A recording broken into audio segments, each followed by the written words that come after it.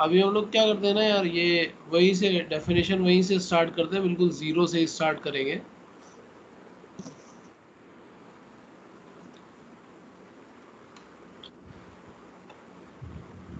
सबसे पहला तो टर्म वही है कि limit extending to A F x क्या होता है।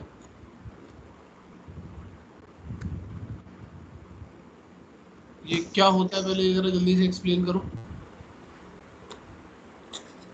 सर कि अगर x का वैल्यू a की तरफ जा रहा है तो हाँ एफ एक्स का वैल्यू का क्या होगा उस उधर। हाँ, एफ एक्स का वैल्यू कहाँ पे टेंड कर रहा होगा, एक्चुअली टेंडेंसी ऑफ फंक्शन है। हाँ तो इस केस में हमें जनरली इस बात से मतलब नहीं रहता कि एफ ए का वैल्यू क्या है, लेकिन हमें इस बात से मतलब रहता है कि फंक्शन का टेंडेंसी क्या है। इस बात से हमें ज़्यादा मतलब रहता है। हम्म, तो मैंने ग्राफिकली भी ये बताया था तुम लोगों को कि यहाँ पे हमें सिर्फ टेंडेंसी से मतलब रहता है और एफ ए से मतलब नहीं रहता है। कुछ कुछ केसेस में ऐसा होता है कि इसका वैल्यू एफ ए के इक्वल आ जाएगा, लेकिन ऐसा हमेशा ज़रूरी नहीं कि एफ ए के इक्वल ही आएगा। ठीक है, जैसे हम्म, मैं एक ग्राफ बनाता हूँ, दो तीन ग्राफ बनाता हूँ, दो तीन ग्राफ बना करके मैं एक्सप्लेन करूँगा।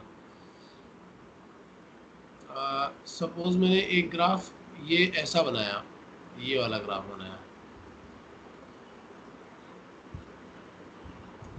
ठीक है, और मैं बोल रहा हूँ कि ये है A, when x is tending to A,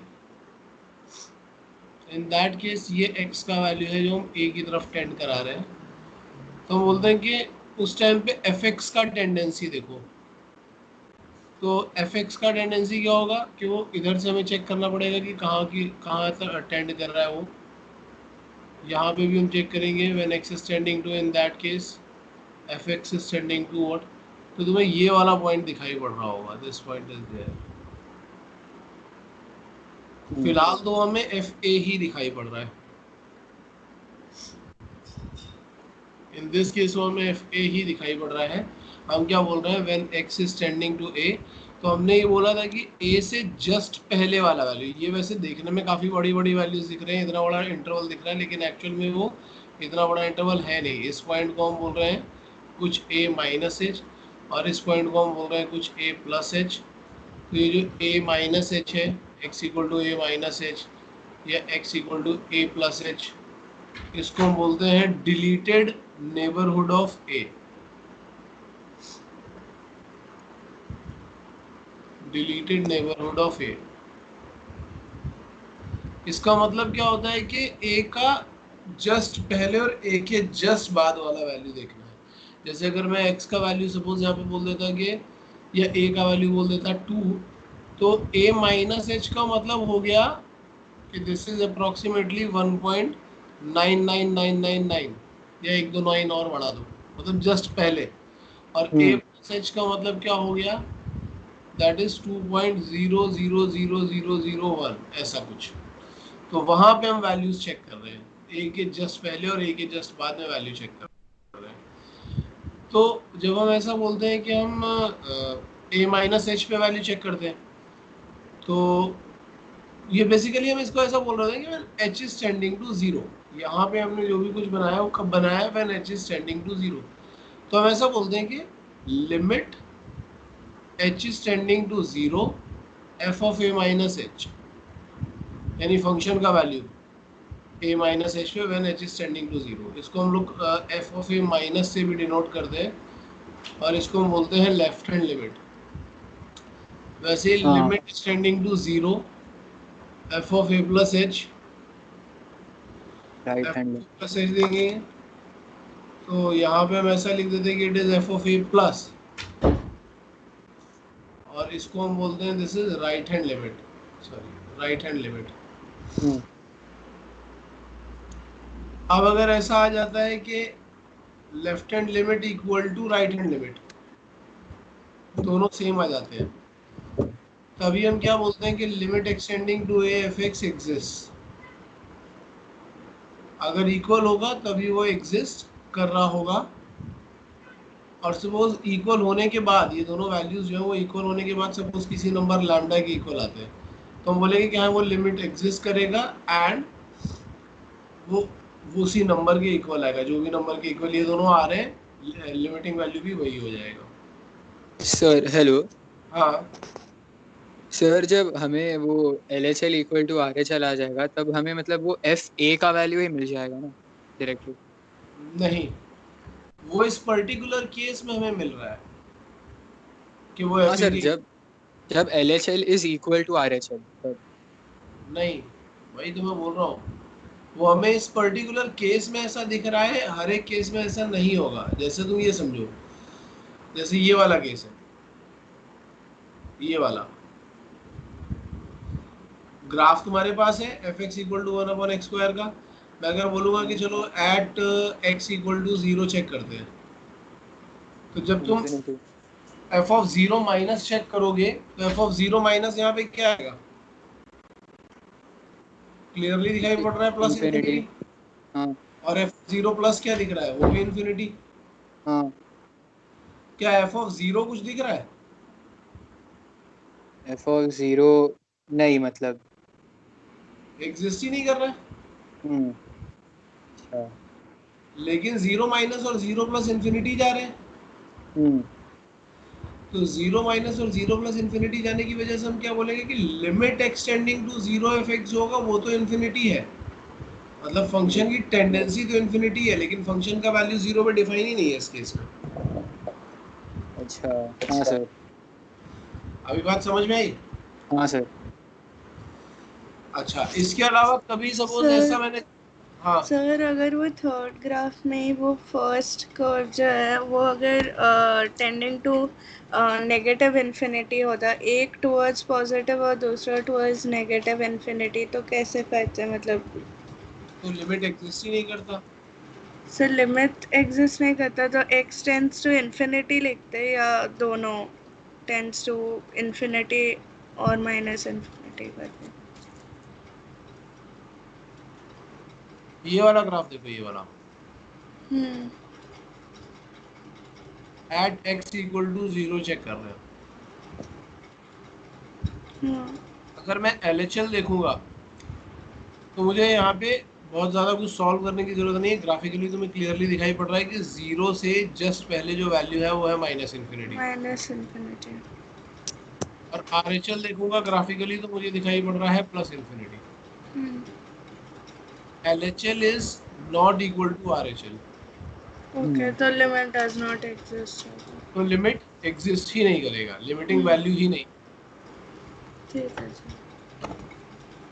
तो हमारे पास क्या हो सकता है? लिमिटिंग वैल्यू हो सकती है, लिमिटिंग वैल्यू नहीं हो सकती है, लिमिटिंग वैल्यू फाइनाइट हो सकती है, लिमिटिंग वैल्यू इनफाइनाइट भी हो सकती है। ये बात समझ में आ रही है? हाँ सर।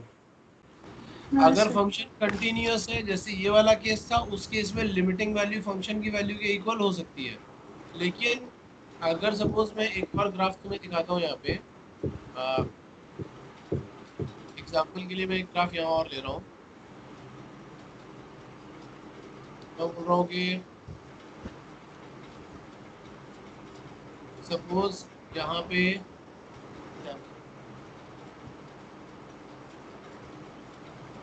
ऐसा कुछ ग्राफ बना दिया मैंने। ये एक्स और वाई एक्सिस बनाया,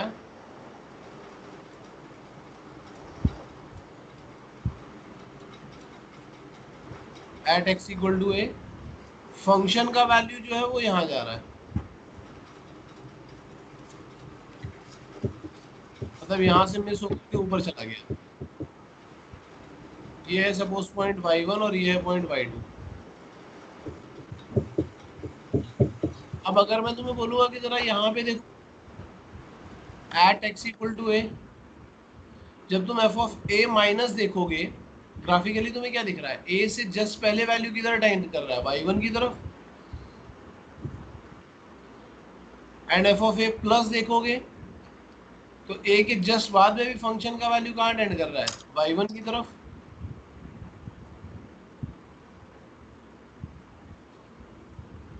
हाँ। बट एफ ऑफ ए है क्या एक्चुअल में? वो y2 दिया हुआ है।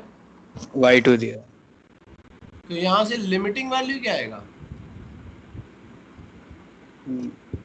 y1। लिमिटिंग वैल्यू तो y1 आ जाएगा।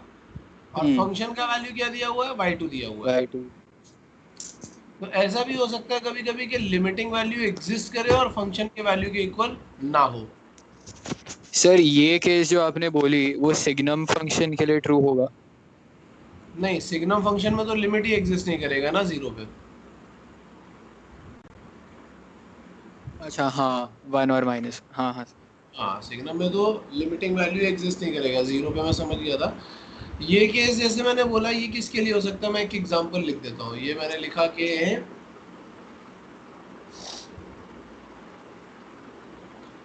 सपोज मैं लिख देता हूँ कि f x equal to sine pi x by two for all x lying between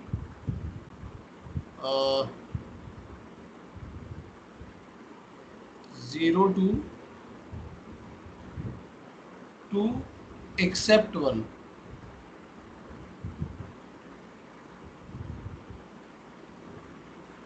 at x equal to 1। ऐसा बना दिया मैंने फंक्शन, एक नया फंक्शन डिफाइन कर दिया है।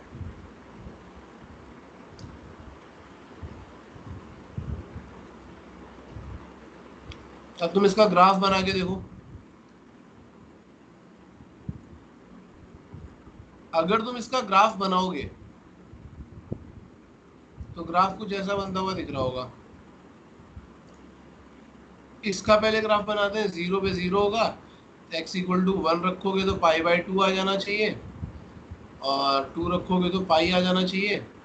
ग्राफ कुछ ऐसा जा रहा होगा यहाँ से, बस 1 पे वैल्यू हट गई है, और 1 पे वैल्यू हमने कहाँ पे रख दी है, 2 पे रख दी है। ये शिफ्ट कर दिया,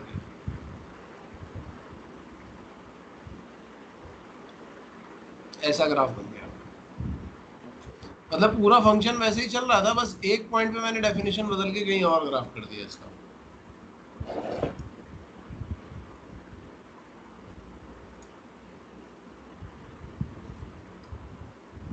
बात समझ में आ रही है क्या हुआ यहाँ?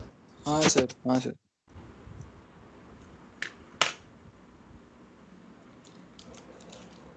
कुछ नोट करना हो तो नोट कर लो यार, समझ लो पहले इस पॉइंट को, फिर एक पॉइंट और मैं डिस्कस करूंगा अभी।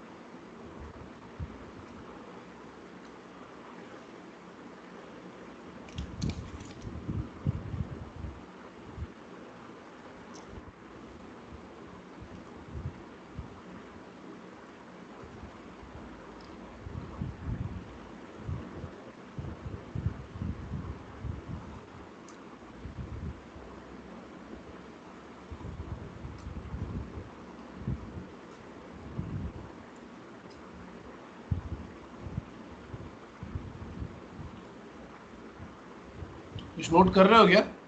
हाँ सर।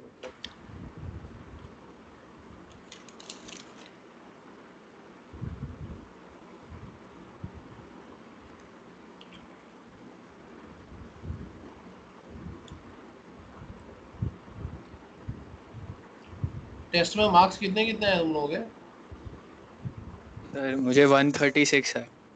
और मुझे आउट ऑफ 300? 158। हाँ सर। हाँ, नानिका तेरा कितना है? सो 158। गौरी? अच्छा, गौरी ने शायद नहीं दिया था, कि दिया था मुझे पता नहीं। गौरी दिया था एग्जाम?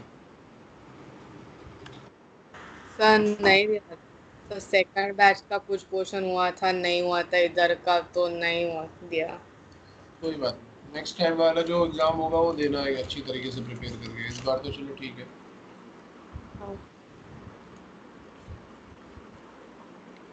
हाँ सर, नोट कर लिया। ठीक है।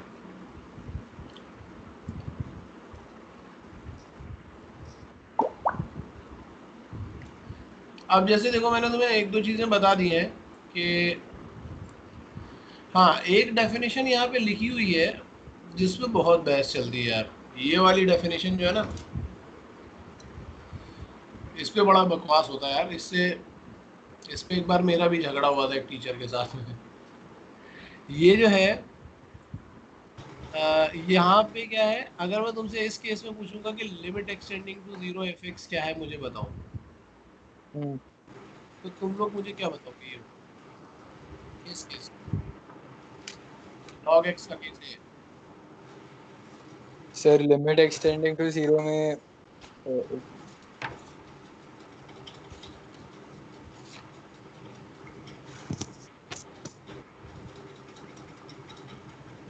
सर माइनस इन्फिनिटी नहीं।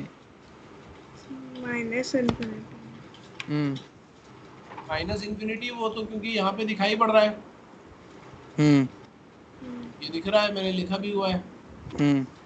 हाँ से पर ऊपर का लेकिन क्यों actually नहीं क्या है, लेता है? ये जो मैंने लिखा हुआ है या तुम यहाँ से देख रहे हो, तो यहाँ पे तो तुमने एक ही साइड की लिमिट देखी ना, ऊपर। दूसरे साइड की तो लिमिट देखी नहीं है। तो यहाँ पे एक्चुअली क्या है ना, ये थोड़ा कंट्रोवर्शियल क्वेश्चन है। दो अलग अलग तरह के ऑथर्स जो हैं, जो मैथमेटिशियंस हैं, वो दो अलग अलग तरह की बातें करते हैं।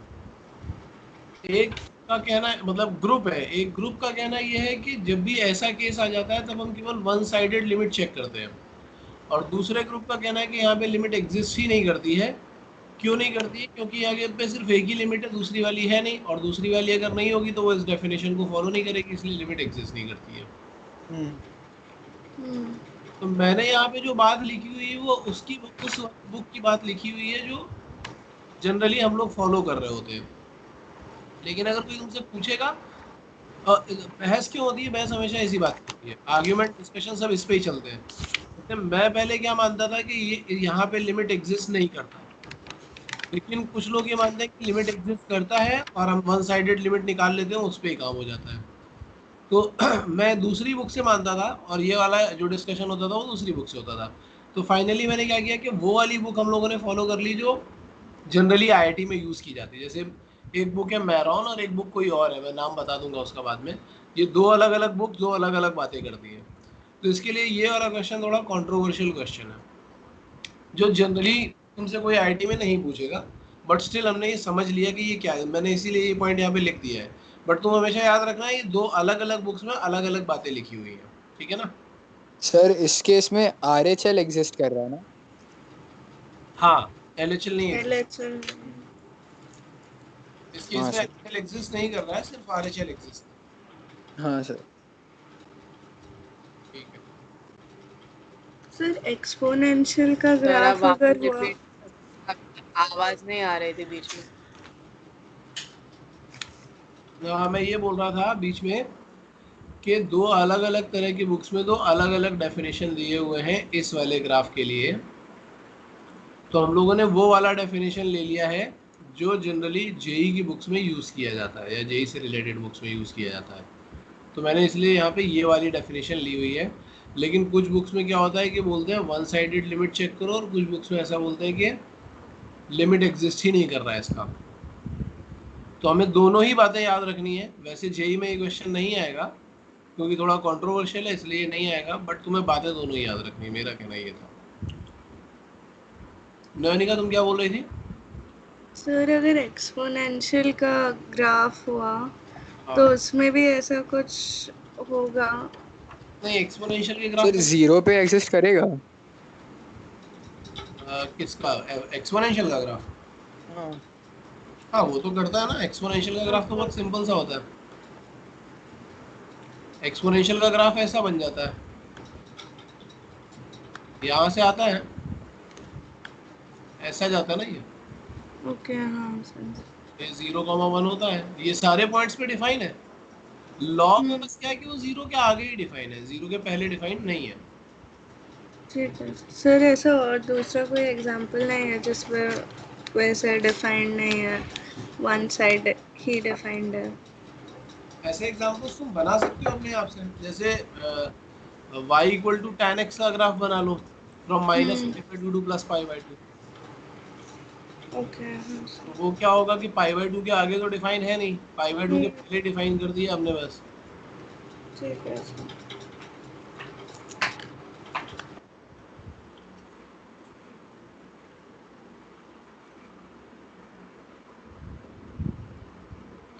जनरली यहाँ पे ग्राफ का बहुत इंपॉर्टेंट रोल होता है, और जहाँ पे हम ग्राफ नहीं यूज कर पाते हैं वहां पे हम फिर ये वाली डेफिनेशंस यूज करते हैं, LHL निकालना और RHL निकालना, ये वाली डेफिनेशन। ठीक है। हाँ सर। अब देखो क्या है कि मैक्सिमम क्वेश्चंस में हमें क्या करना होगा कि हमें LHL और RHL सेपरेटली नहीं निकालना होगा। मैक्सिमम क्वेश्चन में क्या होता है कि हम डायरेक्टली लिमिट निकाल देते हैं, क्योंकि ये अज्यूम करके चल रहे होते हैं कि LHL और RHL इक्वल होता है। जैसे आगे जो हम फंडामेंटल थ्योरम्स दे रहे हैं वहां पे हम ये अज्यूम करके चल रहे हैं कि RHL और LHL इक्वल है, तो हम डायरेक्टली लिमिट निकाल रहे हैं, LHL RHL में नहीं जा रहे हैं। क्योंकि बहुत से क्वेश्चंस में ऐसे जो तुम्हें मिलेंगे लिमिट के क्वेश्चन, उनमें मैक्सिमम क्वेश्चंस में यही होगा कि LHL RHL इक्वल होगा। तो ऐसे केसेस में हम क्या करते हैं, ये हमें कुछ कुछ चीज़ें याद रखनी पड़ेगी। पहली थ्योरम क्या है कि limit extending to a fx plus minus gx होगा, तो हम इसको लिखेंगे limit extending to fx plus minus limit extending to a gx, मतलब दोनों को अलग अलग लिमिट दी जा सकती है। Same is with multiplication and same is with division. बस ये याद रखना कि डिवीजन के केस में डिनोमिनेटर 0 की तरफ नहीं टेंड करना चाहिए। अगर कोई कांस्टेंट मल्टीप्लाई हो रहा होगा तो हम उसको बाहर निकाल सकते हैं और फिर लिमिट दे सकते हैं। सर वो gx को 0 की तरफ टेंड नहीं करना चाहिए ना, x कर सकते हैं। हाँ x कर सकता है, डिनोमिनेटर नहीं करना चाहिए। ठीक है सर। फिफ्थ में क्या होगा, अगर फंक्शन ऑफ फंक्शन मतलब कंपोजिट फंक्शन वाला केस दिया है तो हम अंदर वाले फंक्शन को लिमिट दे देंगे, क्योंकि x का वैल्यू पहले अंदर वाले फंक्शन में जाने वाला है ना, तो हम अंदर वाले फंक्शन को पहले लिमिट देंगे, ऐसा करेंगे। मतलब बेसिकली जहां जहां तुम्हें x दिखाई पड़ रहा है वहां सब जगह लिमिट देनी है। अब जैसे ये दिख रहा है fx पावर gx, तो हम क्या करेंगे, बेस को भी लिमिट देंगे और पावर को भी लिमिट देंगे। यहाँ दिख रहा है fx less than equal to gx, तो लिमिटिंग वैल्यू भी सेम इनइक्वालिटी फॉलो करेगा। सर एक डाउट है। हाँ सर अगर ऐसा वो दिया रहेगा कि limit f of gx and फिर उसके अंदर f ऑफ फिर ऐसा करेंगे ना कि f ऑफ लिमिट gx, मतलब f को लिमिट नहीं देंगे, gx को ही देंगे सर। हाँ। और अगर सर जो लिमिट रहेगा वो fx के डोमेन के बाहर हुआ तो हाँ तो वो लिमिट एग्जिस्ट नहीं करेगा, वैल्यू आएगा ही नहीं। ठीक है सर।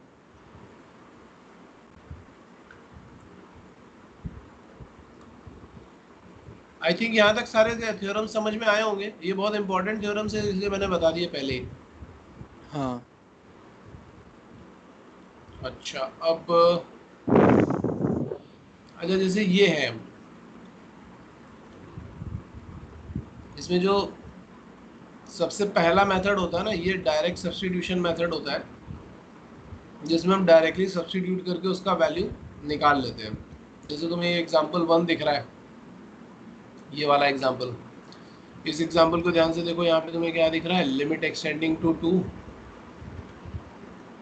And x plus 2। तो हम क्या करेंगे, डायरेक्टली वैल्यू सब्स्टिट्यूट करेंगे। ये हमारे पास क्या आ जाएगा, 2 plus 2 and 2 plus 2 is what, 4।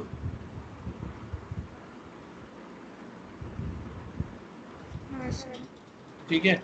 ये ऐसा दिया है कि limit extending to 0 cos of sine x। तो यहाँ पे हम x का वैल्यू डायरेक्टली सब्स्टिट्यूट करेंगे, हमें क्या मिलेगा, cos of sine 0 and sine 0 is what, 0। तो ये आ जाएगा cos 0 एंड cos 0 का वैल्यू क्या आ जाएगा, 1। होता क्या है, ये वाला हमें याद रखना है। जनरली सारे polynomial, exponential, logarithmic and trigonometric functions जो होते हैं वो अपनी डोमेन में कंटिन्यूअस होते हैं। ये याद रखना, अपनी डोमेन में कंटिन्यूअस होते हैं। ठीक है। तो उनका सम, डिफरेंस और प्रोडक्ट भी कैसा होगा, वो भी कंटिन्यूअस हो जाता है। तो जब कंटिन्यूअस फंक्शन होता है, तो कंटिन्यूअस फंक्शन के लिए हमने ऊपर देखा था कि LHL और RHL का वैल्यू जो होता है वो फंक्शन के वैल्यू के इक्वल ही आता है। जो मैंने सबसे पहला ग्राफ बनाया था वो कंटिन्यूस फंक्शन का ही ग्राफ था। उसमें क्या हो रहा था कि फंक्शन ऐसा कंटिन्यूस दिया हुआ है, अब x इक्वल टू a पे जब तुम चेक करोगे तो लेफ्ट हैंड साइड से आने वाला वैल्यू, राइट हैंड साइड से आने वाला वैल्यू और फंक्शन का वैल्यू, ये तीनों वैल्यू इक्वल हो जाते हैं। हाँ है ना। तो कंटिन्यूस, अब जैसे ये पॉलिनोमियल है, ये ट्रिगो है, ये सब कैसे हैं, कंटिन्यूस फंक्शन की कंडीशन में आ गए, तो हमें ज़्यादा सोचने की ज़रूरत यहाँ पे नहीं पड़ती है। तो अब जैसे ये वाला केस है तो तुम डायरेक्टली सब्स्टिट्यूशन करोगे, ये वाला केस है डायरेक्टली सब्स्टिट्यूशन करोगे, तो तुम्हें आंसर मिल जाएगा इसमें। ठीक है। प्रॉब्लम आती है जब बन जाती है इनडिटर्मिनेट फॉर्म्स। इनडिटर्मिनेट फॉर्म्स क्या होती हैं? ये है कुछ स्पेशल टाइप के इनडिटर्मिनेट फॉर्म्स। जैसे अगर सपोज हमारे पास एक एग्जांपल लिखा हुआ है, से limit extending to 2 x square minus 4 upon x minus 2, ऐसा लिखा हुआ है। तो अब तुम्हारा पहला काम तो ये है कि तुम डायरेक्टली सब्स्टिट्यूट करोगे। डायरेक्टली सब्स्टिट्यूट करोगे तो यहाँ पे वैल्यू क्या आ रहा होगा, 4 माइनस 4 अपॉन 2 माइनस 2, तो इसका मतलब क्या हो गया, ये 0 अपॉन 0 आ गया। हाँ जो कि एक्चुअल में 0 अपॉन 0 नहीं है, बल्कि एक टेंडेंसी है, क्योंकि यहाँ पे ये नहीं बोल रहे हैं कि एक्सिस 2, हम ये वो बोल रहे हैं एक्सिस टेंडिंग टू 2। यहाँ भी बोल रहे हैं एक्सिस टेंडिंग टू 2, तो ये टेंडिंग टू 2 होगा न्यूमरेटर में, तो दिस वैल्यू टेंडिंग टू 4। तो जब टेंडिंग टू 4 माइनस 4 करोगे तो आंसर क्या आ रहा होगा, टेंडिंग टू 0। और डिनोमिनेटर में भी क्या होगा, टेंडिंग टू 2 माइनस 2 करोगे तो टेंडिंग टू 0। तो जब ये टेंडेंसी बनने लगती है ना, तो हमें ये नहीं पता चलता कि टेंडिंग टू 0 वाला नंबर है कैसा। क्योंकि टेंडिंग, अगर मैं बोलूँगा कि 0.1 इज टेंडिंग टू 0, तो तुम बोलोगे हाँ सर ये तो 0 की तरफ टेंड कर रहा है, but 0.01 is also tending to 0, 0.000001 is also tending to 0, ये सब 0 की तरफ टेंड कर रहे हैं। तो ये वाली टेंडेंसी किसकी वजह से है और ये वाली टेंडेंसी किसकी वजह से है, ये हमें पता ही नहीं है। ये वाली टेंडेंसी है ऊपर किसी स्क्वायर फंक्शन की वजह से, नीचे वाली टेंडेंसी है किसी लीनियर फंक्शन की वजह से। तो जो ऊपर वैल्यू आ रहा है और जो नीचे वैल्यू आ रहा है, ये दोनों वैल्यू सेम नहीं है, और अगर सेम नहीं है तो यहाँ पे जो फाइनल आंसर आएगा वो भी ऐसा नहीं कि दोनों की वैल्यू इक्वल आ रही होगी। तो जब ऐसा केस हो जाता है ना कि tending to 0 upon tending to 0 बन जाता है, तो हम इसको डिटरमाइन नहीं कर पा रहे होते, यहाँ से देख करके, सिर्फ यहाँ से देख करके डिटरमाइन नहीं कर पा रहे होते, तो हम बोलते हैं कि हाँ भाई ये क्या है, कि ये एक इनडिटर्मिनेट फॉर्म है, हम इसको डिटरमाइन नहीं कर पा रहे। ये बात समझ में आ रही है? जी सर। हाँ सर। इसी तरीके से दूसरा इनडिटर्मिनेट फॉर्म कौन सा बनता है, जब इन्फिनिटी अपॉन इन्फिनिटी का केस बनने लगे। तो कई लोग मुझे बोलते हैं कि सर इन्फिनिटी अपॉन इन्फिनिटी तो हम कैंसिल आउट करके 1 कर सकते हैं, लेकिन हम एक्चुअली ऐसा करते नहीं है। क्यों नहीं करते? क्योंकि अलग अलग फंक्शंस के इन्फिनिटी भी अलग अलग होते हैं, अलग है, हाँ। ये मैंने पहले बताया था। हाँ सर। तो जैसे मैं यहाँ पे बता देता हूँ कि y इक्वल टू एक्स का ग्राफ बनाया मैंने, ये बना y fx equal to x का ग्राफ बनाया, ये एक अलग फंक्शन है fx इक्वल टू एक्स है। दूसरा मैंने log फंक्शन का ग्राफ बनाया, log फंक्शन का ग्राफ ऐसा है, gx equal to ln x बना दिया।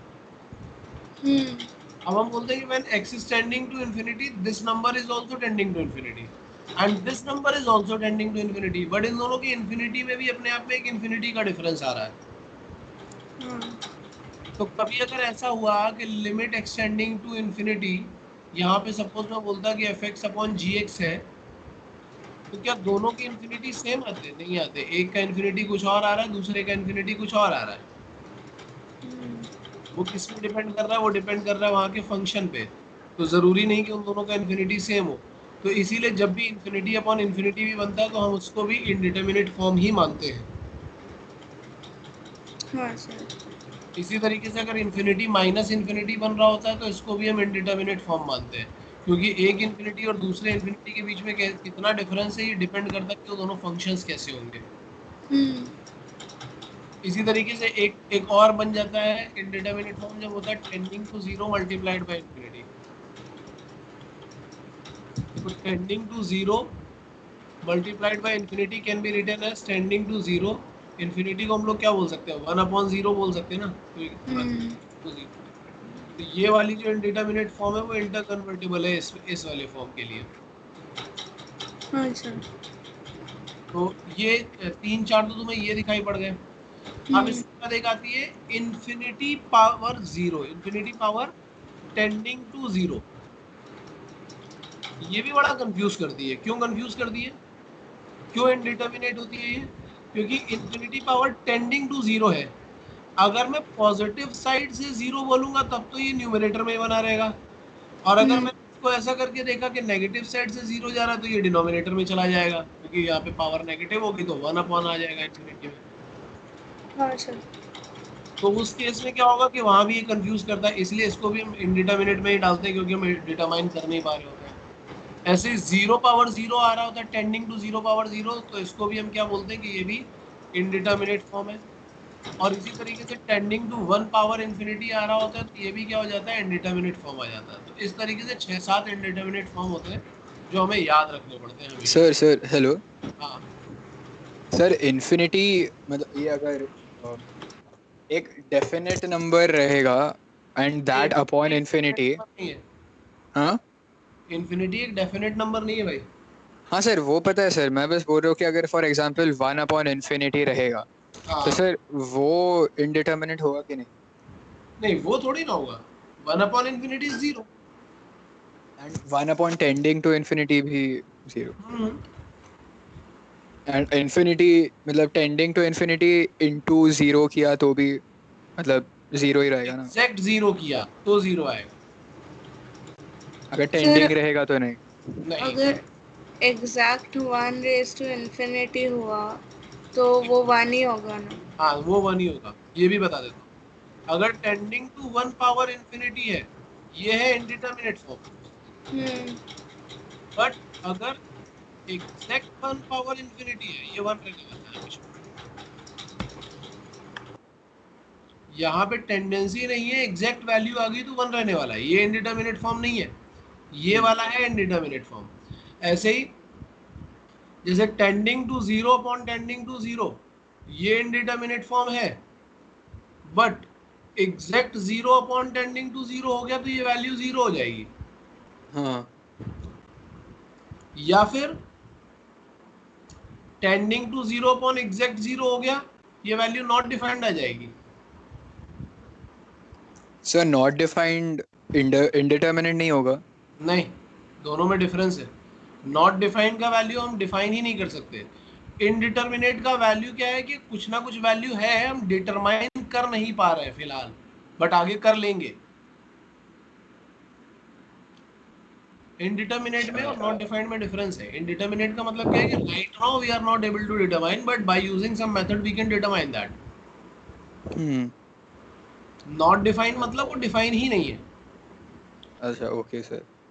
ऐसे टेंडिंग टू 0 इनटू इन्फिनिटी लिखा हुआ है, this one is indeterminate, but exact 0 into infinity अगर आ जाता तो दिस वैल्यू 0 ही होगा।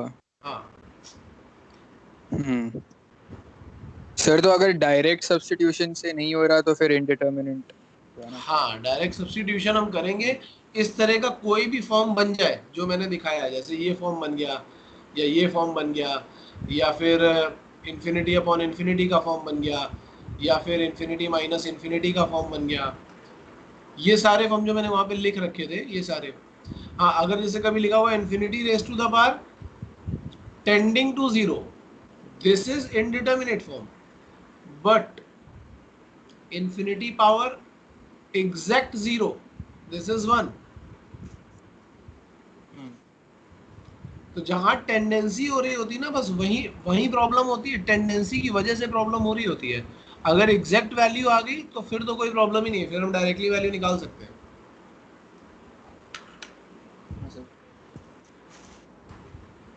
तो ये मैंने कुछ चीज़ें बता दी हैं, इसके नीचे कुछ नोट्स भी लिखे हैं, जैसे इन्फिनिटी प्लस इन्फिनिटी इन्फिनिटी आता है, इन्फिनिटी इंटू इन्फिनिटी ये भी इन्फिनिटी आता है, समथिंग अपॉन इन्फिनिटी ये 0 आता है, सम फाइनाइट नंबर अपॉन इन्फिनिटी 0 आ जाता है। इनडिटरमिनेट फॉर्म समझना बहुत ज़रूरी है। अच्छा, ये जो पॉइंट मैं तुमसे डिस्कस कर रहा था वो सारे पॉइंट मैंने यहाँ पे लिख भी दिए हैं कि tending to zero upon tending to zero indeterminate form है, exact zero upon tending to zero नहीं होगा। तुम चाहो लिखना चाहो तो तुम ये वाले फॉर्म लिख सकते हो। ये जो मैंने अभी लिख के दिखाया ना यहाँ पे, हम्म। ये वाले पॉइंट्स तुम लिख सकते हो अपने साथ में।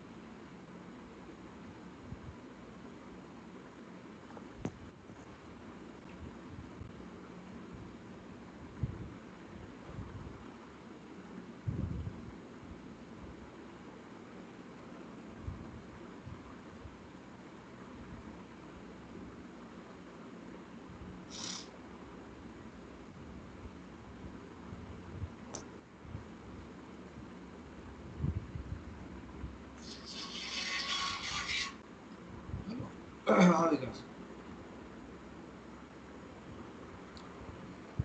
हाँ उसको मैंने बोला यार बना करके भेजने के लिए, एक्सप्लेन मैंने कर दिया था उसको।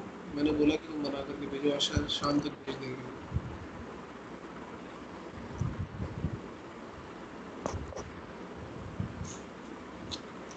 हम्म।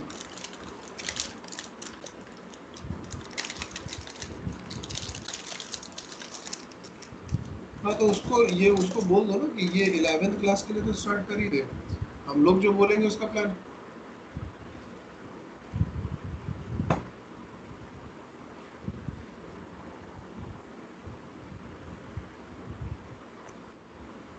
देखो मुझे लग रहा है जो हम लोग ये ऑनलाइन क्लासेस चलाने की बात कर रहे हैं ना, इसकी स्ट्रेटजी थोड़ी डिफरेंट है। वो तो मैंने उसको बोल दिया कि तुम बनाओ,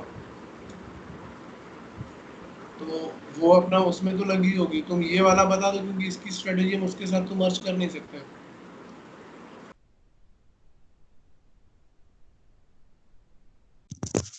नयोनिका, हेलो। बोल बोल। इन्फिनिटी प्लस इन्फिनिटी इंडिटरमिनेट होता है कि नहीं? Infinity plus infinity, infinity minus infinity तो होता है शायद। हाँ वो होता है, एंड इन्फिनिटी अपॉन इन्फिनिटी भी होता है। लेकिन हम्म सर ने आखिरी जो पॉइंट्स दिए थे उसमें वही हम्म। था ना कि infinity plus infinity and infinity into infinity. ये इंडिटरमिनेट नहीं है ना? हाँ शायद, एक सेकेंड। हाँ। ठीक है, ठीक।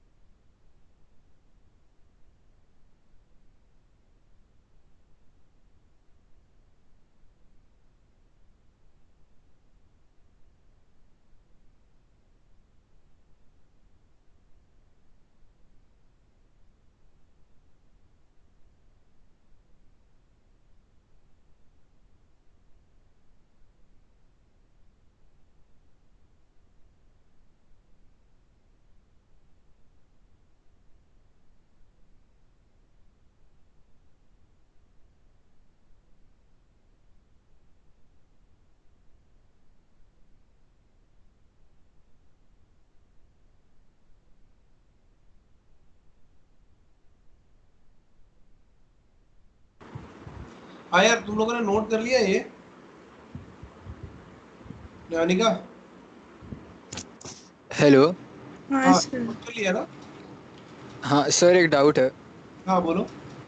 सर इन्फिनिटी प्लस इन्फिनिटी, मतलब वो डिफाइंड ही होगा ना, वो दोनों डिफाइंड ही है ना, हाँ। मतलब इंडिटरमिनेट नहीं है ना? नहीं नहीं। ठीक है।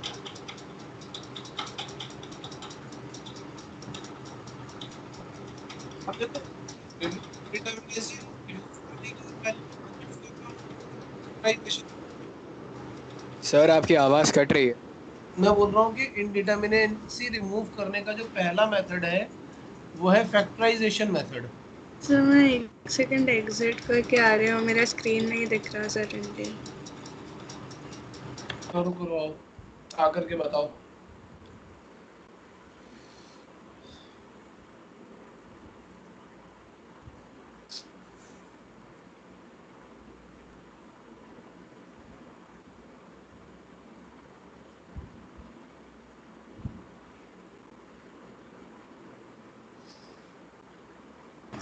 हाँ सर अभी दिख रहा है।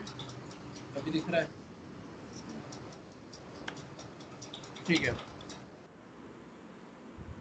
तो मैं ये बोल रहा हूँ कि इनडिटर्मिनेसी रिमूव करने का जो पहला मेथड है वो है हमारा फैक्टराइजेशन मेथड, जो कि तुम्हें स्क्रीन पे दिख भी रहा होगा अभी।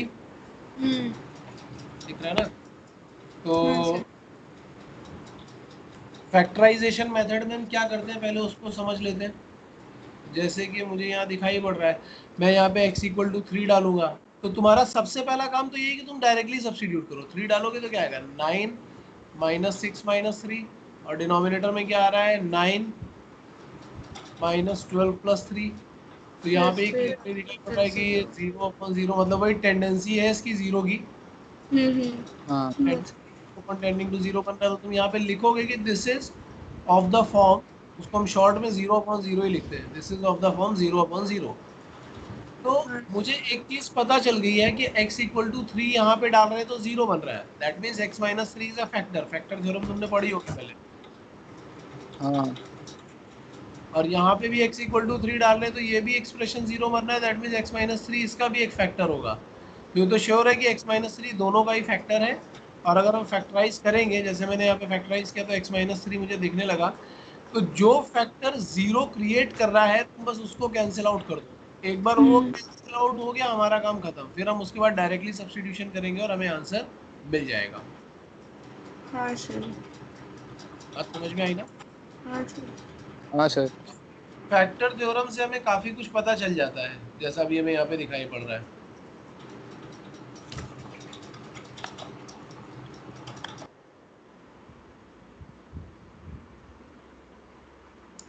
अब इसके बाद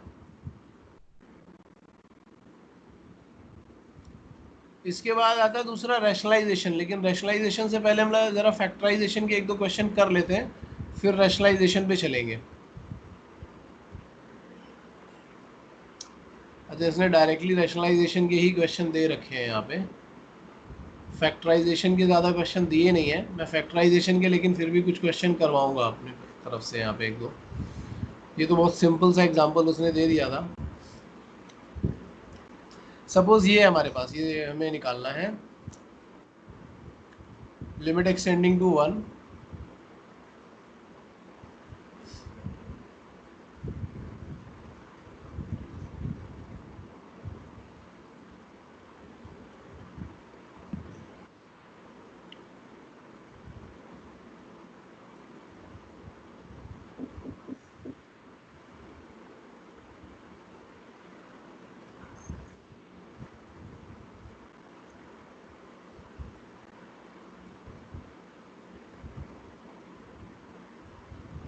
ये दोनों क्वेश्चन सॉल्व करो जरा फटाफट।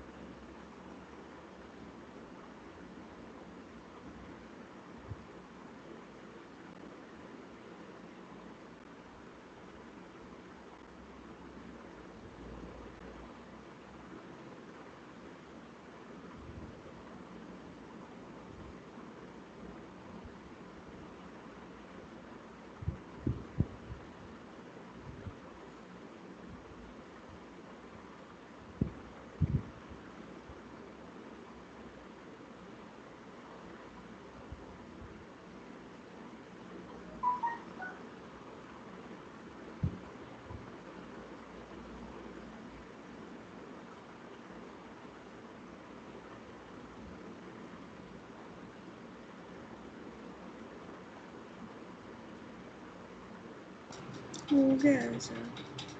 हो गया? हाँ सर।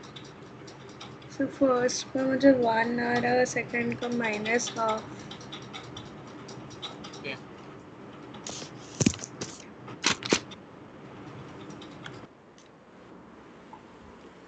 देखो फर्स्ट वाले में सर तुमने मेरा फर्स्ट, हाँ हाँ सर, ये फर्स्ट वाले में फैक्टराइज नहीं हुआ। फर्स्ट वाला फैक्टराइज तो इजीली हो जाना चाहिए यार, मैंने ज्यादा डिफिकल्ट सर रखा नहीं था। x-1 और x² + 2x + 2 आ रहा है। हाँ, तो यहाँ पे तो तुम क्या करोगे, इधर रख लो x³ -1 प्लस x² -1, क्योंकि मुझे पता है कि x -1 वाला ही टर्म कैंसिल करना है। ये -2 को मैंने -1 करके 2 बना लिए, और डिनोमिनेटर में मैंने क्या किया कि x³ -1 प्लस 2x -2 करके ऐसा स्प्लिट कर लिया। अब मैं बोलूँगा कि लिमिट एक्सटेंडिंग टू 1 करेंगे, यहाँ पे फैक्टराइज करोगे तो it is x -1 into x² + x + 1। दूसरे टर्म को फैक्टराइज करेंगे तो it is x -1 into x + 1। और जब डिनोमिनेटर में जाएंगे तो this one is x -1 into x² + x + 1, और इधर 2 कॉमन ले लोगे तो x -1।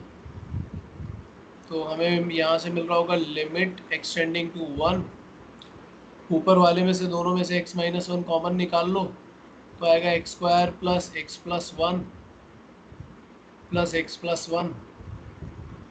और डिनोमिनेटर में क्या करेंगे, हम दोनों में से x -1 कॉमन निकालेंगे तो हमें मिलेगा x² + x + 1 प्लस 2। तो ये x -1 कैंसिल कर दो और उसके बाद x = 1 सब्स्टिट्यूट कर दो तो आंसर आ जाएगा।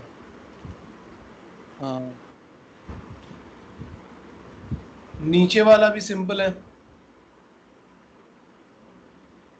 हाँ, नीचे वाला आ गया।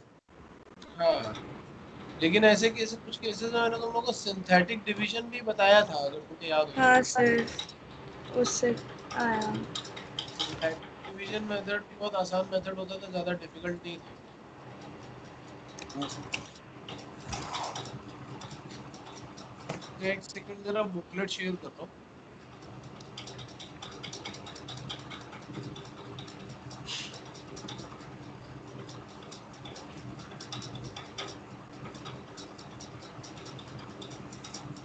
बैच कहाँ गया? सोम, तूने क्या पूछा था यहाँ पे, what is the topic for today's formula test? Function है यार, फंक्शन लास्ट वीक फंक्शन का होना चाहिए था, नहीं पाया, अभी इस बार फंक्शन भी लेकिन सर मैंने ITF पढ़ा, वो प्लानर में ITF लिखा था तो। हाँ, मुझे लग ही रहा था। सोम, तूने क्या पढ़ा?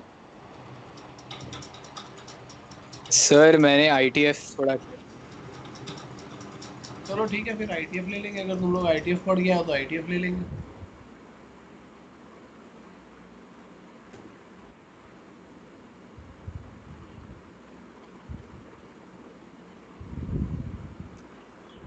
वैसे लिखा तो ITF ही था, बट इस वीक में 2 फॉर्मूला टेस्ट होंगे, पहले ही बता रहा हूँ मैं।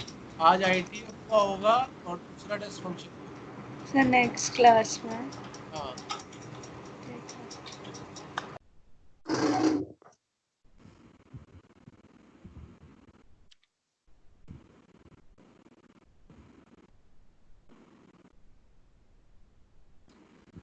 मैंने बुकलेट तो शेयर कर दी है तुम्हें,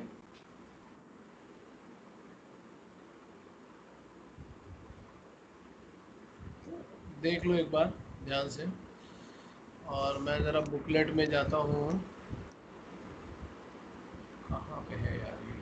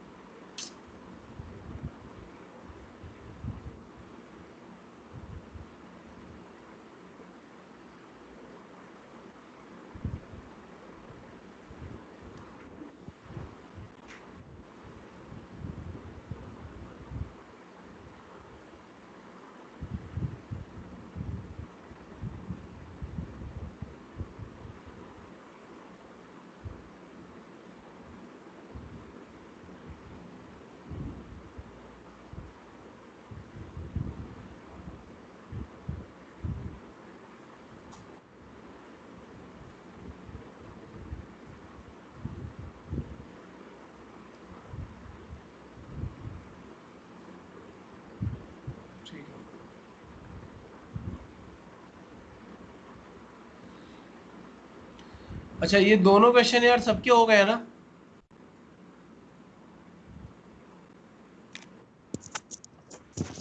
सोहम, हाँ सर, हाँ सर। नयनिका तेरा, हाँ सर। गौरी? हाँ सर। ठीक है। अब इसके बाद दूसरे फॉर्म पे आते हैं जिसको हम बोलते हैं रैशनलाइजेशन मेथड।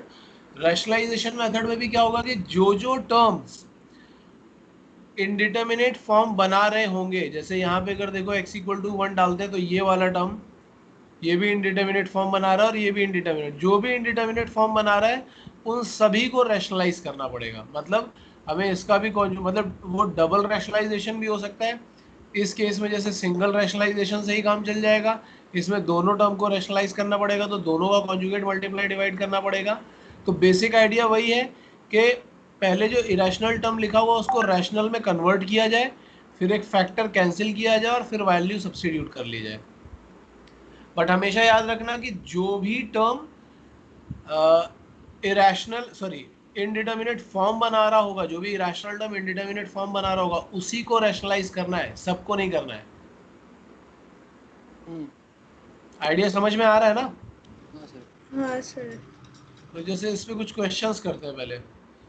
यहाँ पे लिखे हुए क्वेश्चंस अपने पास, ये 3-4 क्वेश्चन है, ये सारे क्वेश्चन खत्म करो फिर आगे चलेंगे।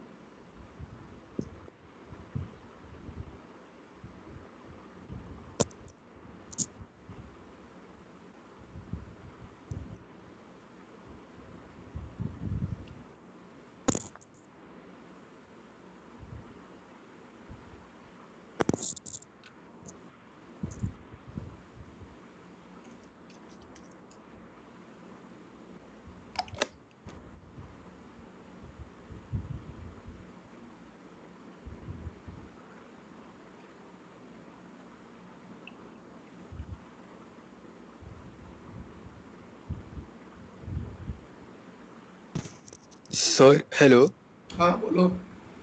सर, जब मतलब x tending to zero minus लिखा रहेगा वो मतलब एलएचएल होता है ना? कहाँ पे लिखा हुआ है? अच्छा नहीं, प्लस लिखा हुआ है। हाँ जीरो हाँ प्लस लिखा। हाँ ये वो तो तो जीरो जीरो प्लस। आरएचएल होगा ना?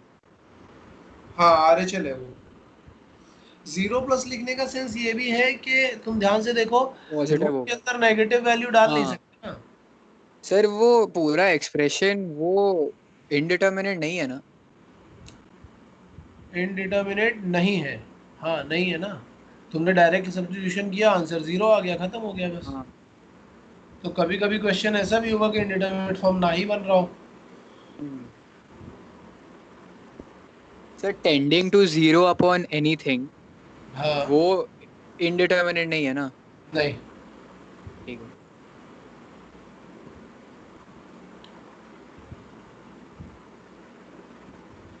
हो गया सर। नयनिका हुआ तेरा?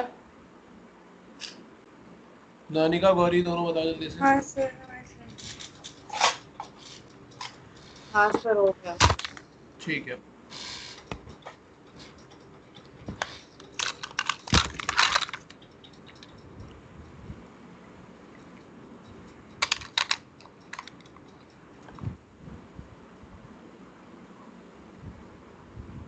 यार एक्चुअली ना मैं पहले ये चाहता हूँ कि तुम लोग ये जो एक्सपेंशंस मैंने कुछ लिख रखे हैं, पहले ये एक्सपेंशन एक बार नोट कर लो जरा फटाफट। एक बार नोट कर लो क्योंकि जेई के क्वेश्चंस में ज़्यादा यूज़ होते हैं। और तुम्हारे ऊपर वाले जो वो हैं स्टैंडर्ड, वो भी मैं इनको यहाँ से डिराइव कर दूंगा, नहीं तो एलोपिटल से भी डिराइव हो जाएंगे, बट ये एक्सपेंशंस एक बार नोट कर लो, फिर उसके बाद आगे चलते हैं। मैं 2 मिनट में आ रहा हूँ बस। Sir hello hello. हाँ हाँ हाँ, बोलो। सर वो स्टैंडर्ड लिमिट्स भी नोट करने हैं क्या, साइन एक्स बाय एक्स वाला? वो नहीं, पहले ये नोट करो एक्सपेंशन। ठीक है।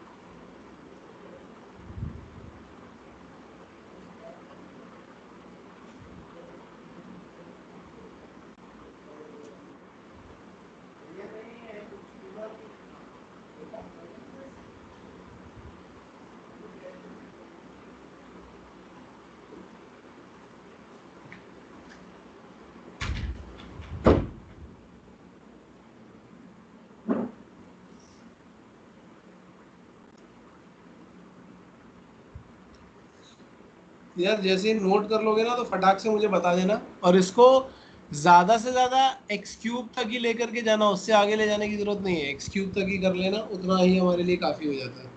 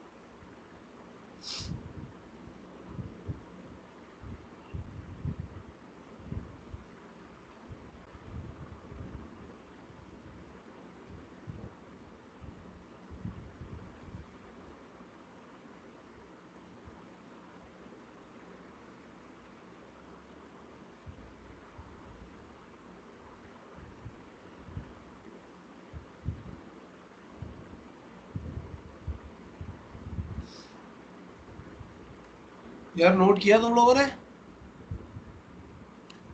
Sir 1 minute sir, almost. हाँ ठीक है।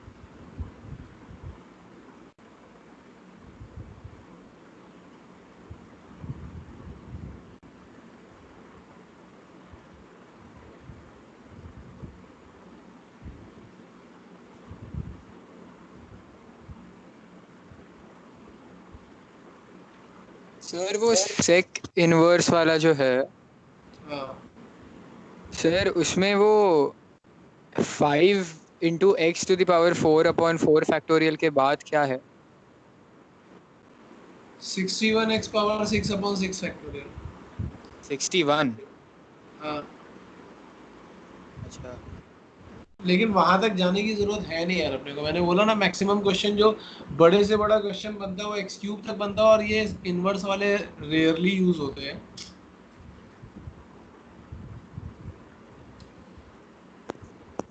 अब जैसे हम लोगों का, अब चलो मैं यहीं पे ही थोड़ा सा एक्सप्लेन करना शुरू करता हूँ। हम लोग का एक स्टैंडर्ड बनता है कि limit x tending to 0 a⁻x−1/x, इसका वैल्यू आ जाता है log ऑफ a। वैसे आईएससी बोर्ड वाले स्टूडेंट के लिए सबसे ज़्यादा फायदा ये है कि आप डायरेक्टली यहाँ पे क्या यूज़ कर सकते हो, आप डायरेक्टली यूज़ कर सकते हो L orbital rule, LH rule, जो आपको पता है। ये सबसे बड़ा फायदा है तुम्हारे लिए। लेकिन सर सपोज अगर तुम्हें LH रूल नहीं यूज़ करना पड़ेगा। हाँ क्या पूछ रहे हो सोम? सर वो कौन सा रूल है? नहीं बताइए तुम्हें ये वाला रूल? सर मैं limits type of differentiate and का छोड़ के गया था जब। सर ये ये डिफरेंशिएट करने वाला रूल है ना? हाँ हाँ हाँ, मतलब अगर कभी ऐसा हो कि suppose limit extending to a f(x/gx) दिया हुआ है, और ये या तो 0/0 टाइप के फॉर्म में है या फिर इन्फिनिटी के फॉर्म में है, तो हम इसको डायरेक्टली लिख देते हैं limit extending to A f'(x/g')। मतलब डिफरेंशिएट कर देते हैं दोनों को अलग अलग। अच्छा। तो यही सबसे अच्छा रूल होता है। अगर तुम्हें ये रूल पता है, अगर सोचो ये वाला रूल हम यहाँ यूज करते बाय यूजिंग LH रूल, हम्म। तो तो तुम्हें क्या मिलता है? न्यूमरेटर ln a बन जाता है, डिनोमिनेटर 1 बन जाता ये बनता तुम्हारा a⁻x ln a -1 का डिफरेंशिएशन 0, x का डिफरेंशिएशन 1। अब डायरेक्टली सब्स्टिट्यूट करो तो तुम्हारे पास आंसर क्या आ जाएगा? ln a। है। हाँ। तो ये तो तुम्हारा फर्स्ट मेथड हो गया। लेकिन सपोज अगर तुम्हें LH रूल नहीं यूज़ करना है, अब ये वैसा सपोज करके चल रहा है, क्योंकि सारे बोर्ड्स में वैसा नहीं होता ना, इसलिए हम दोनों तरीके से पढ़ाते हैं कि LH रूल यूज़ कर रहे हैं या नहीं कर रहे हैं। इन दैट केस हम ये एक्सपेंशन यूज़ कर रहे हैं। तो तुम देखो तुम्हारा a⁻x का एक्सपेंशन कैसा लिखा हुआ है? 1 + x ln a upon 1 factorial plus x ln a square upon 2 factorial and so on, ऐसा ही लिखा हुआ है। हम्म। मैं 1 को उधर लेके जाऊंगा तो क्या आ जाएगा? a⁻x−1, और फिर पूरे में x से डिवाइड कर दूंगा तो यहाँ पे क्या आ जाएगा? ln a upon 1 factorial. यहाँ पे क्या आ जाएगा? x ln a whole square upon 2 factorial. आगे भी जितने टर्म्स आ रहे हैं उन टर्म्स में x होगा ही होगा। हम्म। अब अगर तुम यहाँ पे बोलते हो कि लिमिट एक्सटेंडिंग टू 0 करना है मुझे a⁻x−1/x, तो यहाँ पे क्या होगा कि यही एक टर्म है जो x जिसमें x नहीं है, तो यही एक टर्म बचा रहेगा। बाकी सारे जितने भी टर्म्स हैं उन सब में x है, और x का वैल्यू 0 रखोगे तो सारे वैल्यू 0 हो जाएंगे। सर आपने सर वो a⁻x−1/x के लिए क्या बोला सर? मैं 1 को यहाँ ले गया पहले हाँ। और फिर x से डिवाइड कर दिया। अच्छा ओ तो ये वाला टर्म बन गया। फिर एक्सटेंडिंग टू जीरो करोगे तो सिर्फ यही एक टर्म है जो कांस्टेंट है, बाकी सब में एक्स है। टेंडिंग टू जीरो करोगे तो zero into something zero, zero into something zero, बाकी सब टर्म जीरो बन जाएंगे। सिर्फ ओ यही एक टर्म है। हाँ तो ये हाँ सर। सीरीज से डिराइव करने वाला मेथड ये है, एंड विदाउट सीरीज डिराइव करने वाला मेथड ये है। लेकिन सीरीज एक्सपेंशन हम लोग इसलिए देखते हैं क्योंकि कुछ कुछ बड़े क्वेश्चन सीरीज से इजीली हो जाते हैं। हालांकि वहाँ पे हम ये एलॉपिटल भी यूज कर सकते हैं, लेकिन कुछ क्वेश्चन ऐसे होंगे जो सीरीज से ही सॉल्व हो रहे होंगे। इसलिए मैंने बोला कि एक्सपेंशन नोट कर लो। हाँ अब इसी तरीके से जो दूसरे फॉर्मूले बनते हैं ना वहाँ पे, कि वो limit extending to zero e power x minus one upon x का वैल्यू वन आ जाता है, log of one plus x upon x का वैल्यू वन आ जाता है, साइन एक्स अपॉन एक्स का वैल्यू वन आ जाता है, टेन एक्स अपॉन, वो सारे यहीं से ही डिराइव कर सकते हो तुम डायरेक्टली। ऊपर जो भी फॉर्मूले लिखे थे वो सारे के सारे फॉर्मूले यहाँ से डिराइव किए जा सकते हैं, इसी एक्सपेंशन से, इसी मेथड से। या फिर तुम एलोपिटल रूल भी उस पर यूज कर सकते हो। ये सर। नोट करना है क्या किसी को? हाँ हाँ सर। हाँ हाँ, सर, एक मिनट। नोट कर लो, फिर उसके बाद चलते हैं ऊपर।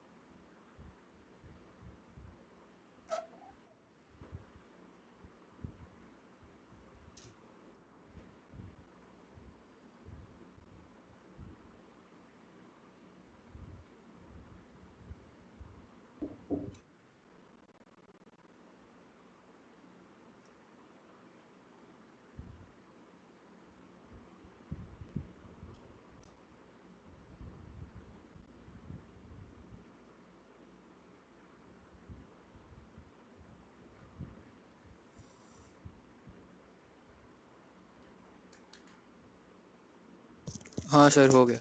ठीक है। अब जरा देखो ऊपर वाले, ये एक्सपेंशन तो तुमने नोट कर ही लिए होंगे। अब ऊपर वाले जितने भी फॉर्मूले हैं, मैं तुम्हें ये बताने वाला हूँ कि उनको हम एलोपिटल से भी कर सकते हैं, उनको हम एक्सपेंशन से भी कर सकते हैं, दोनों तरह से कर सकते हैं।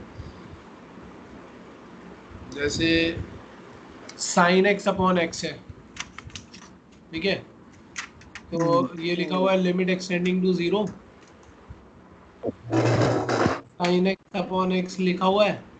अगर हम एलोपिटल रूल यूज़ करेंगे by using L H rule, तो हमें क्या करना है, इनको डिफ्रेंशिएट कर देना है। तो ये आ जाएगा limit extending to zero, sine x का डिफ्रेंसिएशन कॉस एक्स, एक्स का डिफ्रेंसिएशन वन, डायरेक्ट सब्सटीट्यूशन करोगे तो कॉस जीरो का वैल्यू आ गया वन। ठीक है। हाँ सर। और अगर हम सीरीज देखेंगे तो साइन एक्स का सीरीज क्या आता है, x minus x cube upon 3 factorial plus and so on मैं एक्स से डिवाइड कर दूंगा तो साइन एक्स अपॉन एक्स आ जाएगा 1 माइनस जो भी आगे के टर्म्स हैं वो सब टर्म्स ऑफ एक्स ही हैं, आगे सब एक्स के टर्म्स आ रहे होंगे। अब जैसे तुम यहाँ पे बोलोगे कि लिमिट एक्सटेंडिंग टू जीरो में देखना है साइन एक्स अपॉन एक्स, तो तुम्हें क्या मिलेगा, सिर्फ एक 1 बचा हुआ दिख रहा होगा, बाकी सारे के सारे तो जीरो हो जाएंगे। ठीक है ना। तो इसी तरीके से ये जितने भी फॉर्मूले लिखे हुए हैं इसके साइड में ये सब वैसे ही डिराइव किए जा सकते हैं, ये सारे फॉर्मूले।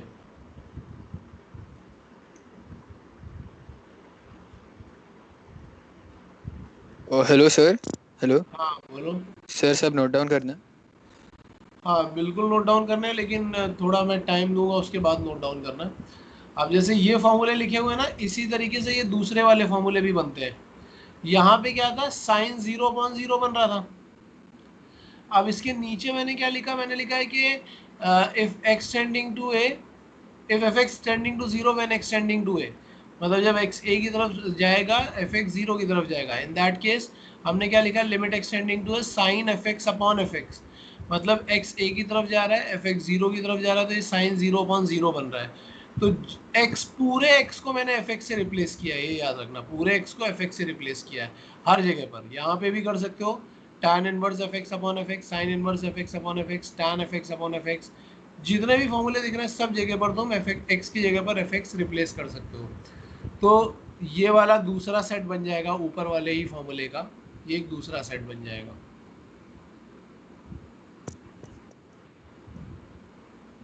ठीक है ना। कोई डाउट है किसी को ये समझने में? सर तो मतलब ऊपर वाले फॉर्मूलाज में एक्स के बजाय एफ एक्स डाल के मतलब हाँ सेम फॉर्मूला क्रिएट किया सेम जा फॉर्मूला। सकता है।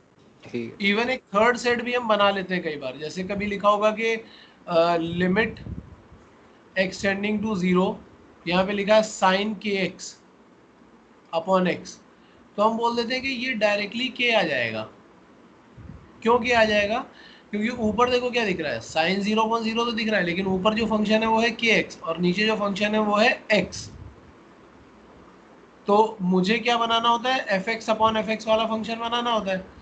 तो अगर मुझे ये वाला फॉर्मूला डिराइव करना होगा तो मैं क्या बोलूँगा कि हम इसको ऐसा कर सकते हैं, प्रूफ लिख रहा हूँ यहाँ पे साइड में मैं इसका, तो मैं ऐसा बोल सकता हूँ कि हम लिख सकते हैं limit extending to zero sine k x, नीचे एक्स लिखा था मैंने उसको के से मल्टीप्लाई डिवाइड कर लिया। अब यहाँ पे तुम क्या करोगे, यहाँ पे अगर फॉर्मूला लगाओगे तो sine f x upon f x वाला फॉर्मूला बन जाएगा, साइन 0/0 वो 1 बन रहा है, तो ये तुम्हें क्या मिलेगा, 1 इंटू के दैट इज के, बाई यूजिंग दिस फॉर्मूला। बात समझ में आ रही है? हाँ सर। इसी तरीके से अगर हम tan वाला बनाना चाहें तो ये आ जाएगा limit extending to zero tan k x upon x अगर हुआ तो हम इसको भी डायरेक्टली क्या बोल सकते हैं, इट इज के। इसी तरीके से अगर हम इन्वर्स वाला बनाना चाहें कि limit extending to zero sine inverse k x upon x, या फिर limit extending to zero tan inverse k x upon x, तो ये वाला वैल्यू भी के आ जाता है। एंड इसी तरीके से limit extending to zero log of 1 plus k x upon x, ये भी के आ जाता है, के एक्स अपॉन एक्स है, ये भी के आ जाएगा। In the same way limit extending to zero a power k x minus 1 upon x, तो ये तुम्हारे पास के एल एन ए आ जाएगा। In the same way limit extending to zero e power k x -1 upon x, ये तुम्हारे पास के आ जाएगा। तो मतलब इस तरीके से एक नया सेट भी हम प्रिपेयर कर सकते हैं। तो अब एक बार ये सारे के सारे फॉर्मूले नोट कर लो, नोट कर लोगे तो फिर हम क्वेश्चंस पे चलना शुरू कर देंगे।